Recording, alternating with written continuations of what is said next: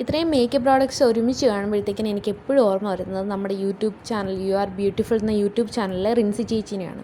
കാര്യം ആ ചേച്ചി യൂട്യൂബ് ചാനൽ സ്റ്റാർട്ട് ചെയ്ത ടൈം തൊട്ട് കണ്ടാണ് ഓരോ മേക്കപ്പ് പ്രോഡക്റ്റ്സും ശരിക്കും പറഞ്ഞിട്ടുണ്ടെങ്കിൽ എന്തിനുള്ളതാണെന്നുള്ള റിയലൈസേഷൻ വന്നത്. അതിന് ശേഷമാണ് ആ ചേച്ചി ഭയങ്കര ജെനുവിനായിട്ട് ഓരോ പ്രോഡക്റ്റ്സിനെ പറ്റിയിട്ടും അഭിപ്രായം പറയുന്നത് കേട്ട് അതിനകത്തുനിന്ന് സജഷൻസ് എടുത്ത് ഇങ്ങനെ ഓരോരോ പ്രാവശ്യമായിട്ട് വാങ്ങിക്കൂട്ടിയ മേക്കപ്പ് പ്രോഡക്റ്റ്സ് ആണ് കേട്ടോ ഇത്. അതിലേറ്റവും എനിക്ക് യൂസ്ഫുള്ളായിട്ട് തോന്നിയത് ലിപ്സ്റ്റിക് കളക്ഷൻസ് തന്നെയാണ്. ആ ചേച്ചി ചെയ്യുന്ന ഒരുവിധം എല്ലാ ലിപ്സ്റ്റിക്കിൻ്റെ ഷെയ്ഡ്സും ഓർത്ത് വെച്ച് പിന്നീട് പർച്ചേസ് ചെയ്യുന്ന സമയത്ത് ആ പ്രോഡക്റ്റ്സ് തന്നെ നോക്കി പർച്ചേസ് ചെയ്യുമായിരുന്നു.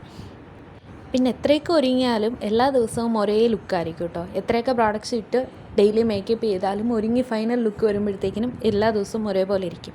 പിന്നെ എനിക്ക് ഏറ്റവും കോൺഫിഡൻസ് ഉള്ള പ്രോഡക്റ്റ് എന്ന് പറഞ്ഞിട്ടുണ്ടെങ്കിൽ ലിപ്സ്റ്റിക്കാണ്. വെറുതെ മേക്കപ്പ് ഒന്നും ഇല്ലെങ്കിൽ ലിപ്സ്റ്റിക് ഇട്ട് പുറത്ത് പോകുമ്പോൾ ഒരു കോൺഫിഡൻസ് ലെവൽ കൂടുതലാണല്ലോ. ഒട്ടുമിക്ക ഗേൾസിനും അങ്ങനെ തന്നെ ആയിരിക്കും അല്ലേ.